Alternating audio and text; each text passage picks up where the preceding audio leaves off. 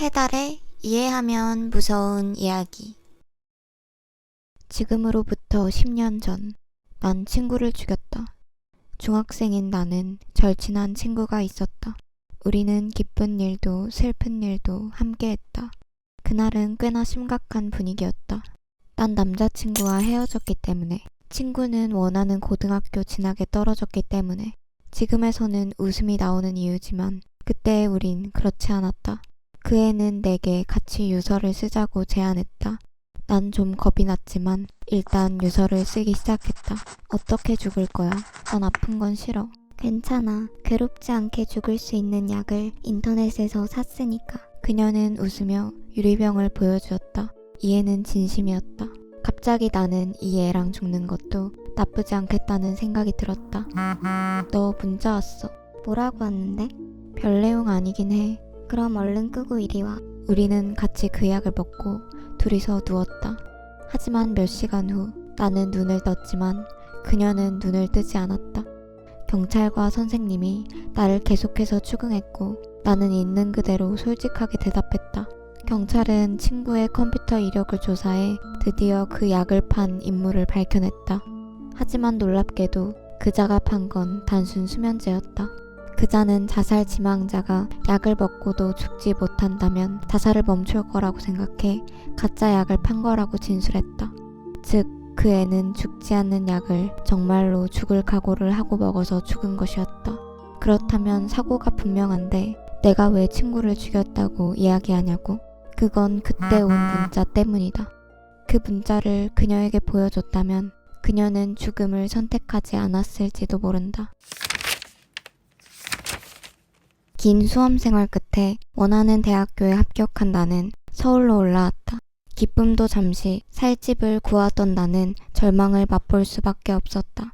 내가 수중에 갖고 있는 돈으로는 1인용 반짝을 체험할 수 있는 집, 바퀴벌레가 마구 출몰하는 반지 앞방 같은 집들밖에는 구할 수 없었기 때문이다. 하지만 부모님도 최대한 보태주신 거였기 때문에 더 도움을 구할 수도 없었다. 분명 완벽한 자취 라이프를 꿈꿨는데 실망한 기색이 역력한 날 보자 중개사가 말을 건넸다. 좀 괜찮은 집이 있긴 한데 보여주세요. 마지막으로 본 그곳은 앞집들에 비해 너무나 쾌적하고 안락했다. 내가 당장 계약하겠다고 하자 사실 이 집에서 귀신을 봤다는 세입자가 많아서 좀 보여주기 꺼려졌던 거였어요. 집주인도 반쯤 포기한 집이라. 하지만 귀신을 잘 믿지도 않고 이제껏 가위 한번 눌린 적 없기도 했고 무엇보다 서울의 월세값이 귀신보다 더 무서웠던 나는 그런 것쯤은 상관없다고 했고 계약은 빠르게 이루어졌다. 살다 보니 집에는 딱히 문제가 있는 것 같지 않았다. 가끔 이상한 냄새가 집에서 나긴 했지만 하수구에서 올라오는 냄새인가 보다 하고 방향제를 3개쯤 놓으니 더 이상은 나지 않았다. 그리고 가끔 일어났을 때 머리가 많이 아프긴 했지만 귀신이 보이는 등 크게 신경 쓰이는 일은 없어 만족하며 지내고 있었다.